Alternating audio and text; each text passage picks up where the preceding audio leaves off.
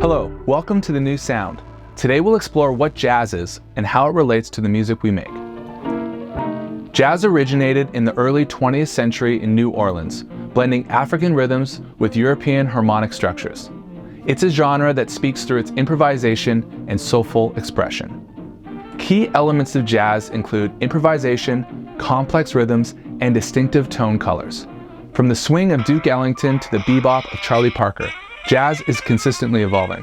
Jazz has profoundly influenced many musical genres. From rock to hip-hop, its legacy is evident in the global music scene, with jazz festivals and performances celebrated worldwide.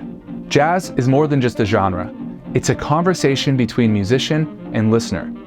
Its rich history and dynamic nature make it a timeless treasure in the world of music. Thanks for watching. Keep creating, and I'll see you in the next video.